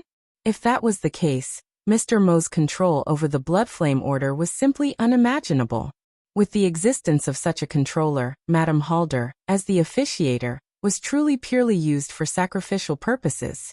Oh, it couldn't be that the sacrificial object would be Goto Masayoshi, who had forcefully peaked at this level, was reduced to the level of most people, who could only use their poor imagination to make conjectures. At this time he especially hoped that Captain Jimmy's hand could be a bit more forceful than before, or at the very least, create a bigger gap in the cloak. But the current Captain Jimmy seemed to have been frightened by his thwarted operation. Even though his entire body was covered in armor and his face couldn't be seen, his body showed an obvious sense of stiffness, as if his soul had left his body. Jimmy-kun. Still no results? Somewhat unexpectedly, when Goto Masayoshi called out to Captain Jimmy, the latter also contacted him through the preset communication channel. Did you see anything? That monster. What? I'm talking about that ugly monkey, that largest ape-like creature. So what? Captain Jimmy's mood clearly fluctuated. Damn it, have you been scared, silly? It's right there, and you're telling me so what? Don't tell me you're only looking at its drool? Goto Masayoshi stared blankly. That's right, such a large mutant was right in front of him. Why didn't he pay attention to it? And instead was only interested in the drool that this guy dripped? Even though that was also a very important part. The ape-like creature right in front of him was clearly an extremely powerful mutant. For Mr. Mo to be able to summon it out of nothing, the interference, the consumption, was probably even greater than the long-distance soul-sucking activity under the rules of the Order. He actually didn't think of something that was clearly in front of him. Goto Masayoshi faintly felt that it was a bit strange, and felt that Captain Jimmy's mood was too abnormal. He subconsciously asked, "What did you see?" This thing. You don't know? Damn it. Don't tell me you don't have the slightest idea. Should I know? Goto Masayoshi was truly a bit confused. He indeed didn't have any related concepts. At this moment, it was as if there was a piece of information that everyone knew, but it was perfectly missed by him. As a social creature, this kind of feeling was terrible. But this also stimulated his curiosity to an even greater degree. The focus of Goto Masayoshi's gaze naturally spread away from that lump of lava saliva that was about to fall, and expanded to the related area around it. That enormous and ugly face that seemed to have half-rotted.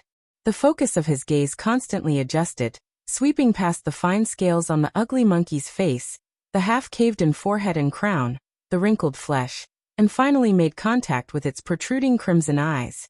Large and empty. This was Goto Masayoshi's first feeling. But for some reason, he didn't dare to explore further into the depths of the hollow. In reality, at this moment, the frequency and amplitude of his eyelids twitching had increased dramatically. His eyelids that were especially loose due to his emaciation couldn't help but droop, but were stimulated by his eyeballs and bounced back again. The current Goto Masayoshi seemed to be looking directly at a dazzling light source. Looking directly at the sun that was about to rise above and below the horizon. Completely out of instinct, Goto Masayoshi wanted to turn his face away to avoid a direct attack. He indeed completed this action, but what was truly moving was only his neck and head. In his eye sockets, the pair of dim yellow eyeballs didn't move. On the contrary, they even pushed open the eyelids that they were trying to cover, and controlled all the related nerves, blood vessels and muscles, staring fixedly at that ape-like creature's ugly face, especially the large and empty bloody eyes, motionlessly. The dazzling feeling continued to spread over. If it was a normal person, they might have already started crying nonstop. But Goto Masayoshi didn't, because even if the tears were about to flow out, they would still be used by the dim yellow eyeballs as lubricant, better than nothing. Goto Masayoshi's heartbeat suddenly sped up. Part of it was due to the fluctuation of emotions caused by losing control, but the other part, which was also an even more important factor, was that the eyeballs needed more blood supply, more nutrition. Goto Masayoshi's body was heating up, but the pores on his skin were abnormally contracting. It was precisely under such a contradictory reaction that even more energy from his limbs and bones were mobilized, rushing upwards in the most efficient manner for the eyeballs to use. Other than that, there was also the endless sunlight from the outside world at this moment. Mr. Mo's voice sounded again, as if he was talking to Yin Lu. Did you see it clearly? A what? Yin Li's reaction was similar to Goto Masayoshi and Captain Jimmy. Half a second later, she came back to her senses and asked, Mr. This, what exactly is this thing? A type of wondrous creation that I discovered in the past. I call it the rotten mouth ape. I only discovered it recently, although it looks a bit ugly. Its entire body can be converted into energy. And it's relatively easy to mold, and its stability isn't bad. It's a natural building material. Inlo. It was also at this moment that the air seemed to ring out with a slight air explosion, similar to the noise of bubbles bursting and air burning. It was very easy for normal people to ignore this kind of sound, but a few ability users with keen senses could determine that this sound originated from the ugly monkey. Oh, it should be the saliva from the rotten mouth ape's mouth, which meant that it came from Cadman's side. A judgment was a judgment, but not many people could clearly determine what Cadman was doing. Until Mr. Mo spoke again. I'm not angry. Why should I be angry? There are people in the order who are 10 times, 100 times more excessive than you, and their statuses are even higher than yours. Inlo had been a bit absent-minded ever since the rotten mouth ape appeared. She heard Luo Nan speak of a sensitive topic at this time, and she subconsciously wanted to interrupt. Mister, don't listen to his sophistry. It's nothing. Mr. Mo slightly tilted his head. His thin and ordinary face formed a marvelous contrast with the rotten mouth ape's enormous face, which was only separated by a fence. Since the blood flame was proposed when the order was founded, it is tantamount to giving up a portion of power and the corresponding design. The only reason why a situation like yours has occurred is because the Blood Soul Temple, the foundation of the order, lacks a stable and effective identification and withdrawal mechanism. One is the problem of design ideology, and the other is the problem of design ability. Of course, the lack of reflection and supplementation on the material plane is indeed a troublesome matter. Then there's the problem of the level of the current group of people in the order. Take Cadman for example. He's a blood-sucking bug, yes, but if there's no improvement in the application of ideas, then the vast majority of people in the order are essentially no different from him. Mr. Mo slightly raised his chin when he spoke to this point. He squinted his eyes and looked behind the cloud of fish scales that filled the sky.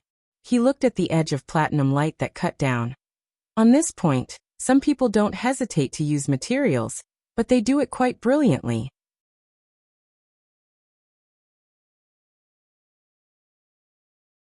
Chapter 869. There were always coincidences in this world. At that moment, Mr. Mo looked up and met the observer, in the private airship. Even though he knew it was because of the angle of the broadcast, Yukawa Aishuk, who was sitting on the sofa, held his breath. His eyelids twitched just like a certain guy by the lake. A thought popped up in his mind.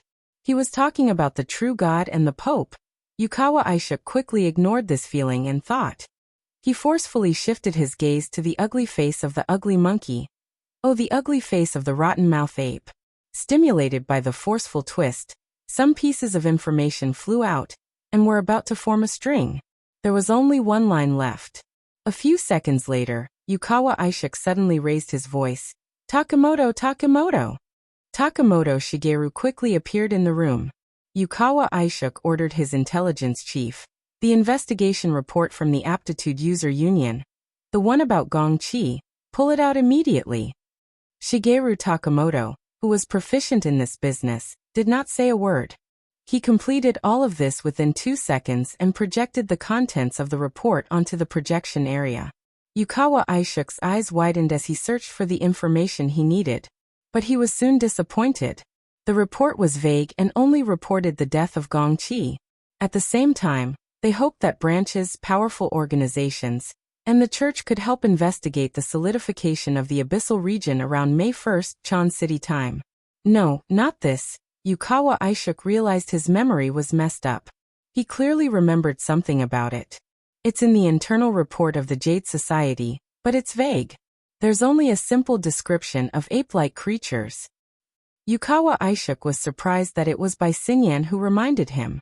When he checked the relevant content, it was indeed as Bai Xinyan had said. It was only better than nothing. No more detailed information? Transcendents are very proud. They won't describe the death of their own kind so clearly. I suggest you get a good night's sleep. Staying up late will really damage your IQ. As she spoke, Bai Xinyan left the armrest of the sofa. She strode out of the room. Ever since the intercontinental airship incident, Yukawa Aishuk had always been suspicious of Bai Xinyan. But when she really left, he was not used to it. Where are you going? Meeting. Don't disturb me during this time, or I'll be very grateful. Yukawa Aishuk was sure that there was a gap in understanding between him and Bai Xinyan. And this gap seemed to reflect the difference in their information levels. In the era of information and authority, there was nothing more depressing than this kind of gap. What was even more tragic was that people like Bai Xinyan seemed to be many more than he had imagined. Along with the shrill siren, the high-altitude region where the clouds were surging was filled with a blinding red light. The image of the environment that was extremely close to reality began to solidify, and then fade away. When the visual virtual scene disappeared, the cramped space of the health pod was completely revealed. The warning light on the top of the pod was still flashing rapidly. Tianbang shook his head. Through the slightly turbid nutrient fluid, he could see the high-priority notifications on the interface of the cabin wall. They glowed red and vibrated continuously, attracting his attention. Due to the limitations of his physical body, Tianbang decided to use telepathic communication. Dr. Pan, the group's experimental base has been overrun by the mutants. Dr. Pan, who was usually calm and collected, suddenly spoke in a hurried tone, which was rare for him. Big news, big trouble, big opportunity. Anyway, hurry up. I'll give you 20 seconds. Please, I'm in the health pod right now. Oh, that's true. Speaking of which, the health pod simulator is more useful than the helmet. Fine, just stay there. I'll open the communication channel to you. You have 10 seconds now, including the time to look at the data. The communication was then cut off. Immediately after, a portion of the health pod broke away from Tianbang's control and entered remote conference mode. It guided Tianbang's senses and projected him into a huge conference hall. The standard of the conference was definitely very high. It was similar to the ring-shaped conference hall where the Star Alliance held a global board meeting. Yes, wait a minute. That's right. Although Tianbang had never spoken here, he had been one of the people in charge of the security forces and had strolled around inside before. He had already seen the Star Alliance's logo that could be seen everywhere in the conference hall. It looked like a printed, simplified map of Earth. Some said that it symbolized the coexistence of the common world and the inner world since the era of distortion. Some said that it was a hint of the existence of the deep blue world when the Star Alliance was first established. Perhaps it really was a big scene. However, the conference had probably been held in a hurry. The conference hall, which could accommodate thousands of people, was mostly empty. The figures were all concentrated near the ring-shaped conference table in the center, and some of the empty seats still had figures appearing intermittently. Tianbang felt that he should thank Dr. Pan, who had given him the right to choose his image during the virtual projection. Therefore, what appeared in this conference hall of the highest standard was only a humanoid shadow. Otherwise, he would probably be known throughout the world as the Blood Prison exhibitionist. Good thing I didn't miss it. Dr. Pan appeared beside him. He was still wearing the white lab coat, but it suited his image very well. Tianbang chuckled. Thank you very much. Dr. Pan waved his hand. Don't worry about those useless things. Watch carefully and digest it well. Although we're just here to listen, we might have a speaking mission. Oh, to be honest, I'm a little nervous. I've never seen so many extraordinaries in my life. They're all top-notch material. Tianbang. Half a second later, his gaze suddenly cut to the ring-shaped conference table in front of him. The ring-shaped area in the middle was already playing an image, in the form of a 30-fold fast-forward. This kind of highly compressed video data would cause a normal person to faint. However, a burner like Tianbang could use the Dynamo Core's analysis function to directly reorganize the information. As for those who chose this kind of unconventional method to receive information, Tianbang's gaze swept past the faces and backs of those people in order to compare them with the built-in database. That yellow-bearded old man is the president of the headquarters, Abner. On the left is Marin, who was beaten up badly by him last time.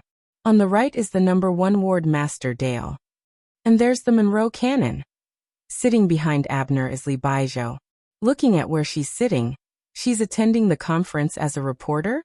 Next to her is Ghost Eye. That old pervert still wants to take advantage of her in the virtual world. Her Majesty Empress Wu is also here. Is it really good to favor one and discriminate against the other? Next to Empress Wu is Ouyang Chun. He's always serious. Speaking of which, the seating arrangement at the society's side is a little messy. The seat diagonally across from us is empty, but there's a balance scale. Clearly, the Archbishop of the Order of Justice is also coming. The bald Pope of the Order of Amaterasu has already arrived. Only the most mysterious High Lord of Secret Contract is left. Oh, I can only see the back of his head from where I am. That's right. This was a conference of extraordinaries. It was a dialogue between high-level life forms that had climbed to the top of the world. However, the beginning was nothing out of the ordinary. President Abner coughed and spoke in a gentle and feminine tone. There are still a few who haven't arrived yet, but since we've caught up with the live broadcast, we won't wait any longer. Let's watch while we discuss and exchange our opinions. As he spoke, the video playing at high speed slowed down and entered normal mode. The most eye-catching thing in the video was undoubtedly the huge and ugly face of the demon. Half of its body had caved in, and the other half had rotted away. There was also the lava mouth that was dripping down, as if it could fall to the ground at any time. All these factors fiercely occupied the attention of the audience. However, what attracted Tianbang's attention the most, which was also the focus of the video, was the man sitting in a wheelchair beside him. He looked unfamiliar and a little too thin, as if he was ill. However, at this moment, he was quite relaxed. Perhaps it was because of the sudden change in speed, but the body language of the man in the wheelchair seemed to be slow and unruffled. He was giving a demonstration to the woman behind him who was gently holding the wheelchair. Look, with this half-energy, half-material thing as a foil, Cadman's body and soul structure is a lot more straightforward. Limited by the conditions, we can only look at the general outline. You should be able to find the resonance structure related to the blood-soul temple, understand the relationship, and then refer to the actual emotional state of a life form, and you'll roughly know where the problem lies. The man in the wheelchair explained while his hands did not stop moving. His fingertips made a few horizontal and vertical cuts in the air, cutting the dripping lava mouth into 20 to 30 parts of different sizes. Not counting the scraps on the periphery, the main part of the cut was clearly a scaled-down human body, including the head, shoulders, chest, abdomen, spine, limbs, and the isolated internal organs. There were also fiery threads in between.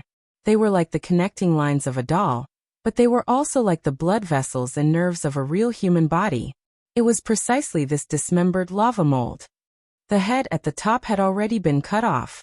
It was the size of a date, but it had complete facial features. At this moment, it was completely distorted by fear and pain.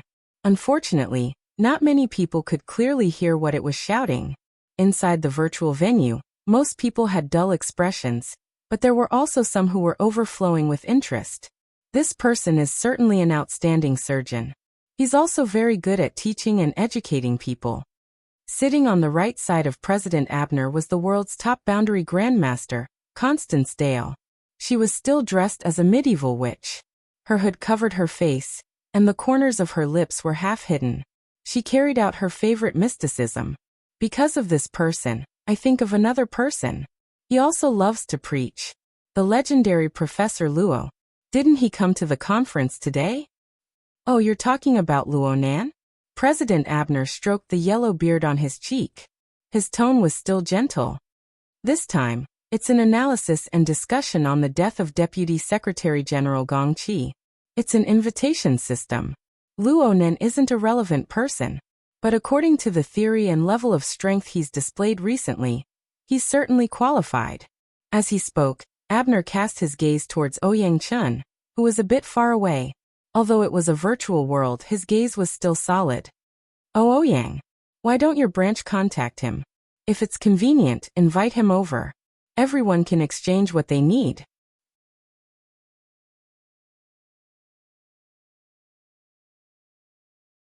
Chapter 870. Ouyang Chen did not sit at the very front of the ring-shaped conference table. Instead, he sat in the second row with Her Majesty Empress Wu. He sat upright, watching the live broadcast very seriously. His right hand tapped soundlessly on the virtual desktop. The changes in length were quite rhythmic, giving people the feeling that he was taking notes or something. His appearance was in stark contrast to Her Majesty Empress Wu, who was sitting leisurely next to him. Her Majesty Empress Wu was fiddling with the virtual scroll in her hand. Ouyang Chen did not respond immediately when President Abner called out to him. 2 seconds passed before his fingertips stopped tapping. He turned his face away from the central projection. It was unknown whether or not it was a virtual effect, but the frameless lenses clipped to the bridge of his nose seemed to be plated with a layer of light. The lenses covered most of his pupils, and his expression was stern and serious. He still did not open his mouth. It seemed that he was choosing his words carefully. Then, earlier, you wanted to join in on the fun and get a share of his grandfather's property. Now you're asking for an exchange. Are you preparing to take the opportunity to call each other brothers and get greedy? A moment of silence appeared in the ring-shaped conference room. Then there were coughs, muffled laughter, and of course loud laughter. At the level of participants, the vast majority of people already had the tendency to do as they pleased. Not everyone would take President Abner's face into consideration. Of course, everyone's gazes were cast in Ouyang Chen's direction. However, everyone could see very clearly that Ouyang Chen did not open his mouth. The voice came from beside him, behind Her Majesty Empress Wu. The audience was already there. Wow! Tian Bang let out a small gasp of surprise. He could clearly see that the person who had spoken against Abner just now was clearly a young girl. She wore a brimmed hat and a black jacket. She looked like she could just go out and do a street dance and play around. She really was a young girl. Tian Bang recognized her. She was Zhang Yingying of the Xia City branch. She was a die-hard follower of Her Majesty Empress Wu. She was also someone in Luo Nan's circle of friends. Speaking of which, this young girl didn't even seem to be an architect. Why did she come to listen? It was fine for her to come with Her Majesty Empress Wu for a meeting, but her words were really out of line. Tianbang grinned. Don't be fooled by Abner's soft voice. He wasn't able to become the president of the Ability User Society by relying on his ability to eavesdrop. Zhang Yingying also seemed to know that she was in trouble. She pulled down the brim of her hat, shrank her neck, and tried to hide her body behind Her Majesty Empress Wu. No matter what, she would not make eye contact with President Abner. The smile on President Abner's face didn't change at all. He didn't berate the youngster for being rude. He even stopped the furious Marlin and looked at Her Majesty Empress Wu. The expression on the latter's face was indifferent. He didn't react much to the gazes from President Abner and the other directions. Using the virtual book in her hand, she gently combed the hair by her cheek and said softly, "Don't doubt it. It's my idea. Martial monarch. I've just become a transcendent, so I have to make things difficult for him." Those words were reasonable, but they were slightly vulgar. I was afraid that it would damage my bearing, so I let my children speak. Please don't blame me. The atmosphere in the conference room was obviously breaking down. Not just the others, even Ghost Eye, who was standing behind President Abner and chatting with Li Baijiu, was laughing very loudly. In the end, Abner had a deep understanding of the Great Wall Mansion. Even at this time, he was still managing his expression perfectly. The smile lines on his face even deepened a bit, so much so that the yellow beard on the side of his cheeks shook slightly. I understand now. It's because I'm standing up for Toyama's high seas auction. Commercial activities are special in nature. Moreover, times have changed. Everyone holds this meeting for the sake of negotiation and exchange. It's just that some youngsters in the past lacked experience and lacked communication channels. They didn't really know how to negotiate on stage. They felt wronged when they were bullied in a fight, so it was understandable that the adults would stand up for them. And now that the youngsters are independent, everyone is happy to see this happen. What's the standard for children to fight? Ouyang Chen's index finger scraped across the bridge of his nose. He slightly adjusted the position of his glasses and spoke very seriously. I've made a post-mortem deduction of the intercontinental airship incident. When Luonan began communicating with the youngsters of the Yuchuan family, the interference power of the abyssal region was far below the observable standard. The level and intensity were considered very low. No matter what, it wasn't out of line. Why did an adult suddenly jump out? You're talking about us, right? The Pope of Baiji let out a low laugh. His thin, hairless face had a calm appearance. It doesn't matter if it's me or Qianju. We won't overstep our boundaries and stand up for the children of other families. As for the intercontinental airship incident, it should be understood like this. Pulling people to the table, whether it's drinking tea or arm wrestling, always requires a bit of effort. Fine, this is your president's logic. The truth is that we've always bullied the weak and feared the strong. It's just that ordinary people aren't as strong as us. The corner of Tianbang's lips twitched. It was probably only in this sort of situation that these old extraordinaries would speak so bluntly. However, this battle of tongues which was about to expand, was to put it bluntly, each family expressing their position. There was no substantial pressure. President Abner's smiling face was the clearest benchmark. Of course, the earliest pressure was washed away by Zhang Yingying's fearless speech. Or perhaps, the time wasn't right yet. Her Majesty Empress Wu reluctantly concluded. Compared to the Amaterasu order, President Abner really does care and cherish. Especially his speech. It's incisive, deep and shallow. It's very targeted and instructive. Oh my, where did your extraordinary bearing go? Tianbang finally laughed out loud. He wasn't the only one who laughed. He wasn't even in the minority. Her Majesty Empress Wu became more and more open-minded amidst her laughter. The only pity is that he beat around the bush a bit. I'm afraid that only you, President, can speak so clearly. How about this? This is the communication method over there. Everyone, no need to be polite. You can discuss and research, or call each other brothers. Just go ahead. I also really want to know what kind of brilliant argument he can make today.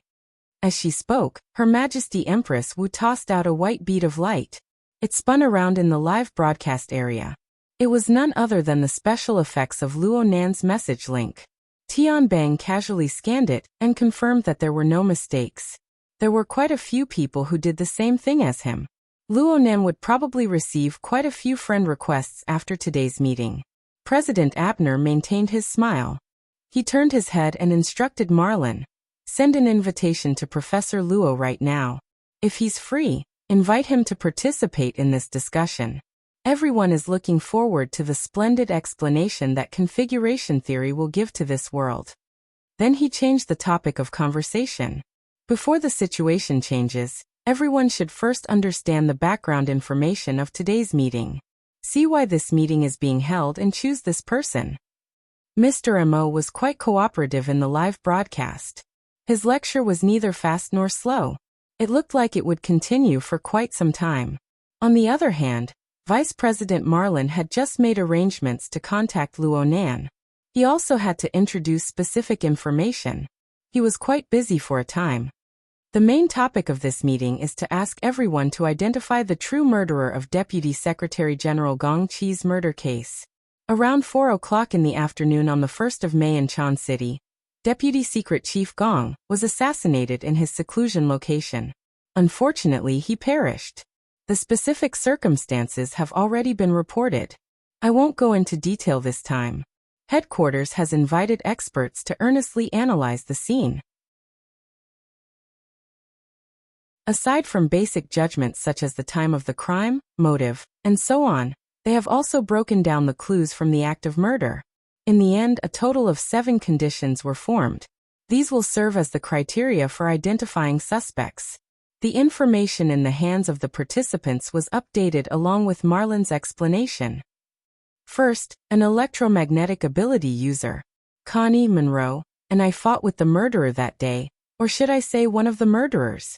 We are certain that he definitely belongs to this type. Second, an extraordinary or a manipulator of the Abyss region's solidified configuration. This should be the case. I won't go into detail. Third, the extreme utilization of the Abyss region's power and micromanipulation ability. This gives people a deep impression. Fourth, the ability to burn and absorb flesh and blood. Gong Qi's skeleton was destroyed by this. Not even his bones remain. Fifth, the ability to assemble and manufacture machinery. The murderer is equipped with an exoskeleton for combat. The style should have been specially issued, but there are too many possibilities. Better than nothing. Sixth, the ability to conceal and teleport. Without this ability, the murderer wouldn't have been able to easily escape from our pincer attack. Seventh, the ape-like creature. It was the first unexpected factor to appear on Volcano Island. To a large extent, it interferes with our line of sight. Moreover, it is highly related to that plane. Everyone understands. Some people laughed, but most people were very serious. The death of any extraordinary was a very serious matter. If a plane was involved, it would be even more serious. Marin continued to emphasize, considering that this matter is most likely not the work of a single person. As long as a single person fulfills 4 of these 7 conditions, they will be a major suspect. Of course, this also has to be in line with basic criminal reasoning. President Abner added softly from the back, if we can directly prove that someone or some people are highly related to that plane, we can basically directly conclude the case. Everyone should understand that this is the core condition and the most direct evidence. Tianbang curled his lips.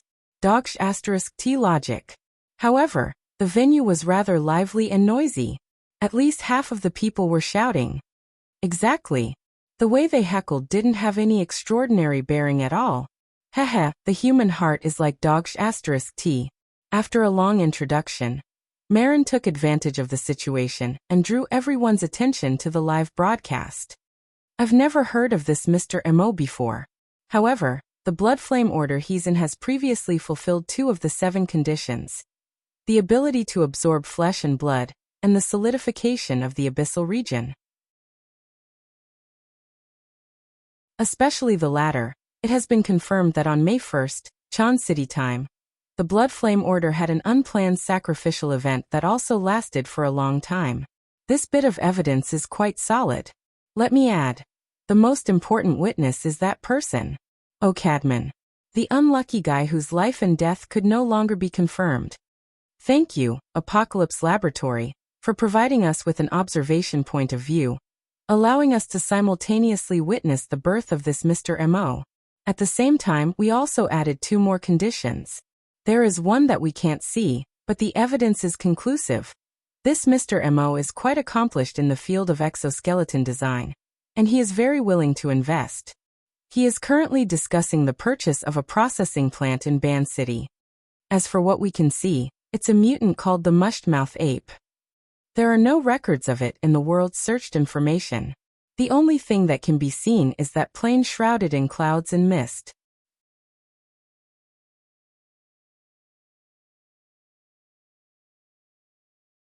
Chapter 871.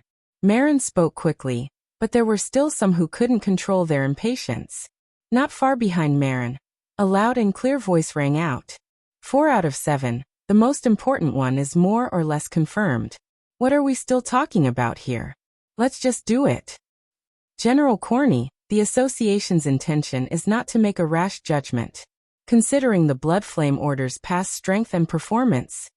Isn't there still that Mr. M.O.? Marin took the opportunity to explain. Due to the lack of time, from the channels we currently have, this Mr. M.O. has no official information at all. Everything we can find is suspected to be fake. Then what's the point of talking? It's definitely an impersonation. And looking at that bear's heart and leopard's guts, he can't be weak. If this guy wasn't an extraordinary. Ahem. Wouldn't some people who bully the weak and fear the strong have already swallowed him into their stomachs? When the attendees heard General Corney's tone, they thought they would hear some sort of live stream eating sh*t, or something along those lines. In the end, this guy turned cowardly so quickly. Evidently, his impatient tone just now was a sign of him trying to instigate others. For a moment, cold laughter rang out. Although this General Corney had the title of general, he did not actually belong to the military. Instead, he was the leader of a private armed force active in the Central and North Africa region. Although this guy was an extraordinary, he was famous for being shameless. Today, he could be the guardian of a city, and tomorrow, he could be the leader of a vagrant raiding squad. His big mouth could be said to have been somewhat restrained in recent years, but he would still reveal his true nature from time to time. But there were still many people who were willing to cooperate. Not far away from Tianbang, someone played the role of a sidekick. It's not strange to impersonate someone, but there are dozens of extraordinary in the world, and they're all familiar with each other. So who could it be? Tianbang tilted his head to take a look.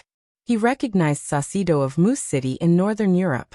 He was a feminine man who was the complete opposite of the common impression of Vikings. He had been active in the fashion industry for a period of time, and had a knack for praising and ruining people. It was said that he did not get along with Her Majesty Empress Wu. Now a soft knife could be used to stab someone, and it could also be fatal. Compared to Saucedo, General Corney was already a straightforward person. He stretched out his pitch-black palm and rubbed his fingers in the air a few times. That candidate, all of you must have molded it in your hearts. Halfway through his words, he saw Ouyang Chen's gaze directed at him. Behind the glasses, his gaze was calm and clear, like a colorless lake, but it could also be said to be like a polished blade. General Kinney was terrified once again.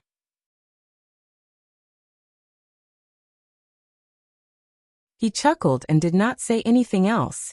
Everyone wants to snatch food, but no one is willing to stand out. Compared to ordinary people, the mental world of extraordinaries doesn't seem to have any significant difference. After transcendence, there's no such thing as sainthood. Dr. Pan and Tianbang conversed through a private channel. They spoke much more casually under these circumstances. They're going around and around here because they suspect Luonan, right? What do you think? Honestly, I can't tell. Tianbang knew that the extraordinaries around the ring-shaped meeting platform had invited him over to listen to the meeting only because of his special relationship with the Blood Flame Order. They wanted to obtain more insider information and make a more accurate judgment. This gave Tianbang a strange sense of self-awareness that he was a traitor. But even if it was out of personal interest, after he digested the information he had prepared for the meeting, he still spent a lot of effort to observe Mr. Mo. Tianbang had some harvests. He didn't obtain them from Mr. Mo himself. Instead, he obtained them from Mr. Mo's subordinate, Cadman, whose life and death were hard to determine. Tianbang knew of Cadman. He knew that Cadman was a fleshly adept with decent strength. He also knew of the technique of the violent fire seal. This made him naturally put himself in Cadman's shoes. How could his soul be captured from thousands of kilometers away? Was the violent fire seal the key trigger in the entire process? Was it possible to avoid this result? What role did the Blood Soul Temple, the solidified configuration in the Abyss region, play? What role did it play? Tianbang analyzed as he put himself in Mr. Mo's shoes. Even though Tianbang had mostly broken away from the system of the Blood Flame Order and the Restraint faction, he still had some insights. But these were far from enough to be used as a basis for a qualitative judgment. Tianbang said, Mr. Mo's situation is a clear suspicion, but it hasn't reached the stage of true evidence. If Mr. Mo wasn't an extraordinary, he might have died 100 times over by now. But he is. At the very least, it's highly likely that he is. If that's the case, then the nature is completely different. Dr. Pan, with the rigorous attitude of a researcher, gave a reasonable discussion. Up until now, this Mr. Mo hasn't shown any solid evidence that he's an extraordinary. On the contrary, he's been too vague. Tianbang laughed. To play with a person's soul in the palm of his hand from thousands of kilometers away. What kind of level is this? That's because he's dealing with his own order's believers. 2 of the leaders of the 3 great orders have come. Perhaps you can ask them how they deal with undevout believers? Is it possible to do things so beautifully from thousands of kilometers away? We've also done a few models of the Blood Soul Temple.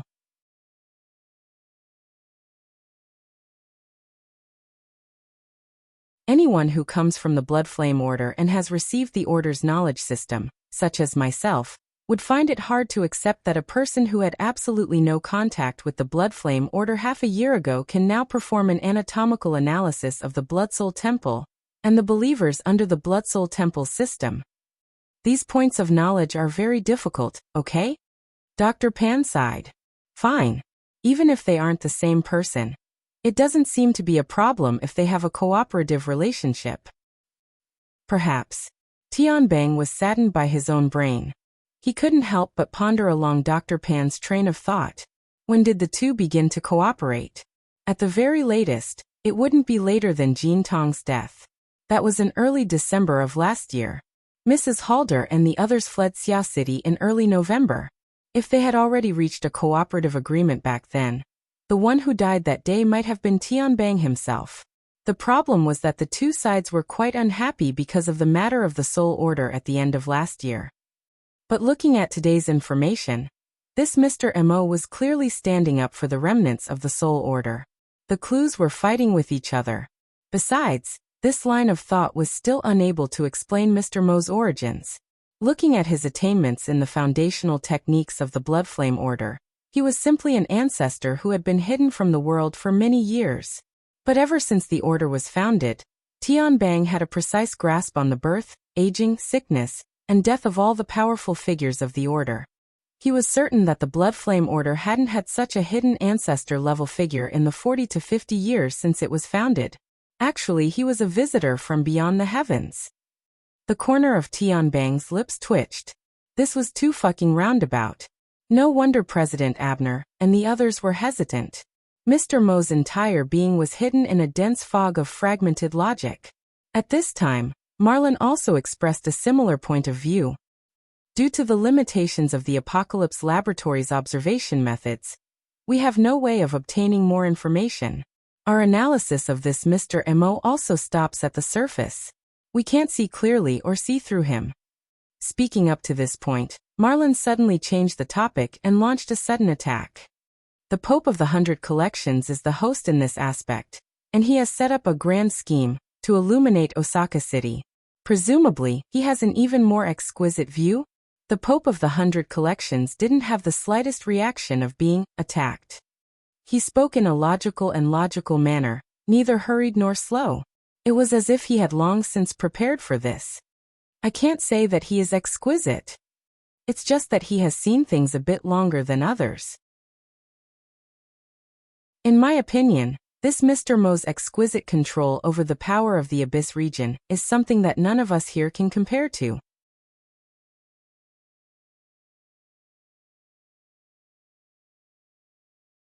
Chapter 872. Fine control? Isn't it better to just say 7 out of 5? Someone in the venue immediately deciphered the Pope of Baiji's verbal technique. In fact, it was 7 out of 5. If it was really a gang. Tianbang was still evaluating in his heart, but more people wanted to see proof. Amidst the chaotic cries for explanation, General Kinney became lively again, and his voice was especially loud. If you want to win everyone's trust, you have to at least give a reason. The Pope of Baiji smiled. As I said, this is the result of observation. Because you haven't been able to observe? This time, it was Constance Dollar's turn to speak. This female extraordinaire was a practitioner of mysticism, and she was used to speaking with the prophetic tone of witches and witches.